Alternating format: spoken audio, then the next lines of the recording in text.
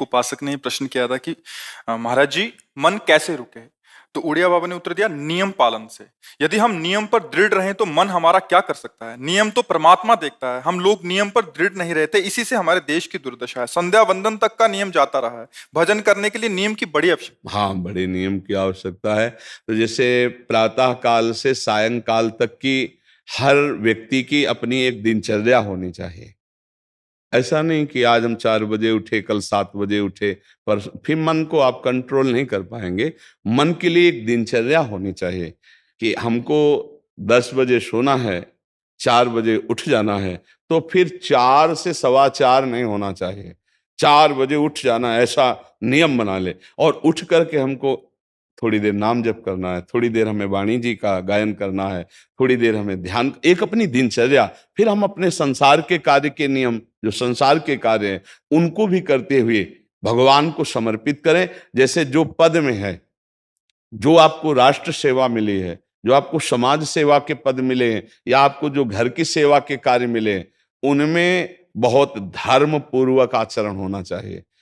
अगर आप अधर्म आचरण करते हैं, अपने पद का दुरुपयोग करते हैं, तो आप सुबह जग करके थोड़ा माला चला लीजिए, फिर भी आपका कल्याण नहीं होगा, क्योंकि आप अपने पद का, अपने सेवा का दुरुपयोग कर रहे हैं। जैसे हम जानते हैं कि अधर्माचरण है, ये अधर्मी है, हमें पता है दोषी है, और वो हमको कुछ धन दे देता है, और हम उसको मुक्त करवाने की बात सोचते हैं, और जो निर्दोष है उसको फंसा देते हैं। अब तुम चाहे जितना माला चलाने की कोशिश करो या दान पुण्य करो, वो तुम्हारा अधर्म आचरण, वो अधर्म का धन तुम्हें सतमार्ग में नहीं जाने देगा। नियम लेना चाहिए कि जिस पद में है, जिस धर्म में है, जिस कर्तव्य में है, चाहे कुछ भी हो जाए, हम अपने कर्तव्य से विमुख नहीं होंगे। जितना जप महान है, उतने कर्तव्य महान है। दोनों बातें समझना है। जब माला फेरा और इसके बाद बेईमानी, अधर्माचरण, इनका कोई नियम नहीं है कि हमें कैसे चलना है, तो वो माला काम नहीं कर पाएगा, क्योंकि उसका तभी सत्य भाव माना जाएगा माला जपला जब धर्माचरण है। धर्माचरण नियम से। बोले वो बड़े कट्टर नियम वाले हैं, उनको घूस नहीं, आप उनको भयभीत करके नहीं काम करवा सकते, प्रलोभन में काम नहीं करा सकते। ये हमारी गृहस्थी है ना, तो गृहस्थी के पालन के लिए धन चाहिए, और धन के लिए हम धर्म को आगे रखें, धन को नहीं। धर्म को, हमारा कर्तव्य क्या, प्रायः जैसे पूज्य बाबा ने कहा, आज हमारे देश में बहुत दुर्दशा हो रही है। दुर्दशा हो रही, क्यों? क्योंकि सब अपनी जगह से गलत हो रहे हैं। अगर अपनी जगह हम ठीक रहे तो हमारी दुर्दशा नहीं होगी। हमारा भजन कम होगा, लेकिन हम धर्म से चल रहे हैं तो हम विजयी होंगे। हम भगवान को प्रसन्न कर सकते हैं, क्योंकि हमें जो कार्य मिला है वो भगवान का ही कार्य, सृष्टि भगवान का कार्य। जैसे नए बच्चे कुछ वकालत पढ़ रहे थे, तो यहाँ के प्रश्न किया था कि हम जानते हैं कि वो दोषी नहीं है, हम जानते हैं कि वो दोषी है, पर दोषी हमें पैसा दे रहा है, तो हम वकालत पढ़ी इसीलिए, हम उसको जिताएंगे, तो ये क्या कोई पाप है? तो उनका खुला पाप है। बोले नहीं, हमारी कोई ऐसा कंपनी दो, ऐसा कुछ बोले कि हमारी कंपनी को ये सिखाया जाता है, तो हमको तो ये करना ही होगा, अगर नहीं करेंगे तो हमारी वकालत का मतलब क्या रहा? तो नहीं, वकालत का मतलब अधर्मी को मुक्त करवाना नहीं है। वकालत का मतलब अधर्मी के सबूत एकत्रित करके उसको दंड दिलवाना है, और धर्मात्मा को मुक्त करवाना है। अब इसके लिए आपके पास अर्थव्यवस्था अगर कमजोर भी है, तो धर्म व्यवस्था आपकी पूरी है। धर्म व्यवस्था ठीक है तो परिवार स्वस्थ रहेगा, सुखी रहेगा, भगवान आप पर प्रसन्न रहेंगे। अच्छा, फिर हमने तर्क रखा कि जैसे आपकी बहन के साथ कोई गलत व्यवहार करे, वो आपको पता है, और वो आपको 10 लाख रुपया घूस दे, तो क्या आप उसका पक्ष लेंगे? नहीं। तो फिर दूसरी बहन के साथ किया है। अब यहां विचार करना है ना, अपने भाई का अगर कत्ल किए हो, मुझे पता हो कि ये दोषी है, तो क्या हम पैसे से उसको मुक्त करने देंगे? लगेगा कि जान की बाजी लगा देंगे, और तुम्हें हम, ऐसे ही एक गरीब आदमी की किसी ने हत्या की है, तो आपका पक्ष बनता है। पर यह ज्ञान कहां मिलेगा? बिना अध्यात्म के ये ज्ञान तो मिलेगा नहीं। ज्ञान तो इस बात का मिला कि कैसे पैसा कमाया जाए। अच्छा, वो पैसा यदि अधर्म से आया है तो आपकी दुर्दशा कर देगा, आपकी बुद्धि भ्रष्ट कर देगा। तो जो बाबा कह रहे हैं कि आज हमारे समाज की बड़ी दुर्दशा हो रही, उसका कारण यही है कि हमें अध्यात्म का ज्ञान नहीं, हमें धर्म का ज्ञान नहीं, और बड़ी बड़ी गलतियां हो जाती है। बिल्कुल पता है आदमी निर्दोष है और हम धन के प्रभाव से उसको दंड दे देते हैं। वो दंडा भगवान जब आपको पलट कर देंगे तो आप सह नहीं पाओगे, उसका परिणाम बहुत बुरा होता है। तो इसलिए समाज को चाहिए अपने अपने कर्तव्य का पालन करते हुए एक नियमावली बना ले। जैसे कुछ दुकानों का नियम होता है कि वहां फिक्स रेट होता है, नहीं होता? वहां ये नहीं चलेगा कि कसम से कहते हैं कि तुम्हें हम अपना जान करके कि 100 रुपया मीटर ये मिला है, हम बिल्कुल मुनाफा नहीं ले रहे। नहीं, झूठ क्यों बोल रहे हो? दुकान खोले हो मुनाफा के लिए, झूठ क्यों बोल रहे हो? नहीं लेंगे मुनाफा, हम जितने का लाए हैं उससे मुनाफा लेंगे, पर 120 रुपया मीटर देंगे। कपड़ा बढ़िया है, नाप फिट है, इससे नीचे नहीं उतरेंगे, हमें सफाई देने की जरूरत नहीं है कि हम कसम खाते हैं या ऐसा।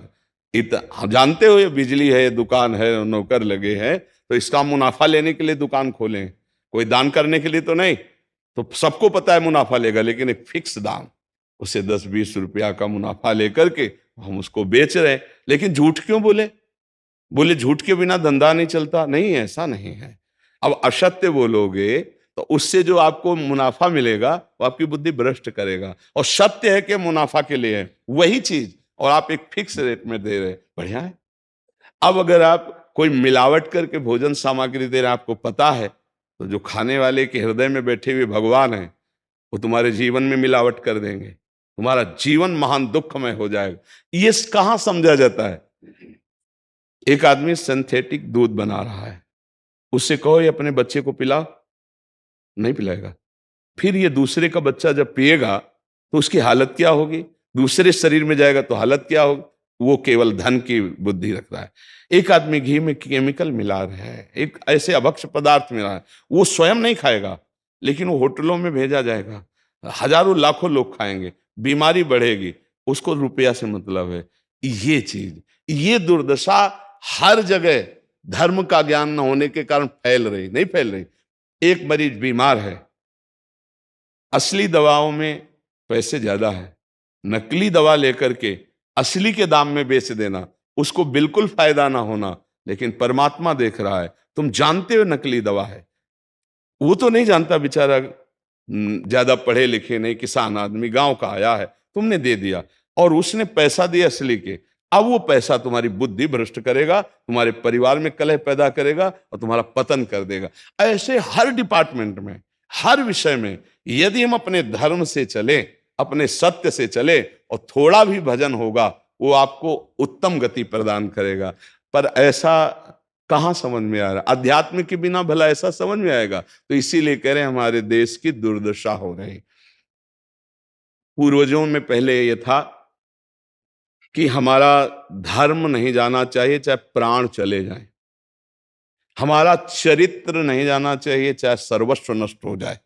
आज इसकी कोई परवाह नहीं, तो उसी से बुद्धि भ्रष्ट हो जाती है, जीवन एक पशुवत आचरण वाला हो जाता है, और वो अपने को बड़ा सुखी समझने लगते हैं कि हमारे पास बड़ा वैभव है। लेकिन प्यारे, उस दिन को याद करो जिस दिन तुम्हारा आखिरी समय होगा, ना तुम्हारा फार्म हाउस जाएगा, ना महल तुम्हारा जाएगा, ना बैंक बैलेंस जाएगा, ना कोई व्यक्ति, और ना ये शरीर। अब तुम्हारे कर्म तुमको भोगवाएंगे। उस समय की कौन याद करता है? अगर उस समय की याद हो तो भय लग जाए कि नहीं नहीं, पाप नहीं करूंगा, क्योंकि जाना है यहां से। अच्छा, कब जाना कुछ पता नहीं, किसी भी समय ट्रांसफर हो सकता है इस शरीर से।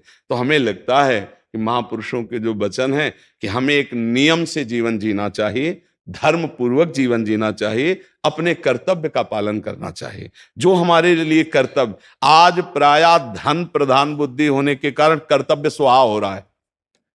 एक विद्यालय में विद्यार्थी के लिए जो गुरु पद में बैठा है, उसका क्या कर्तव्य है? वो अपने कर्तव्य को भूला हुआ है। भला छोटे छोटे विद्यार्थियों को, जिनकी नींव पूरे राष्ट्र सेवा में, समाज सेवा में ये बन सकते हैं, अगर उनको हम सही शिक्षा नहीं दी तो उनका पूरा जीवन बर्बाद हो जाएगा। अगर उनको हम गलत सपोर्ट कर दिए तो उनका पूरा जीवन बर्बाद, क्योंकि नया जीवन है। और जगह जगह अपने अपने कर्तव्यों का यदि पालन किया जाए तो पूरा समाज सुखी हो जाए। लेकिन कर्तव्यहीनता आ रही, कोई अपने कर्तव्य को नहीं समझ रहा है। तो यही बात महापुरुष जनों को दुख लगता है कि अगर सब अपने कर्तव्य का पालन करें, धर्म का पालन करें, भगवान का नाम जप करें तो सब सुखी हो जाए। सुख सब चाहते हैं और आचरण दुख वाले करते, इसीलिए सुख नहीं मिल रहा है, परिणाम में हमें दुख मिल रहा है।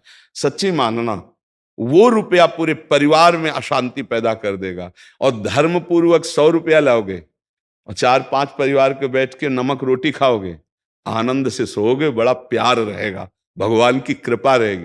पर ये बात समझ में नहीं आती है।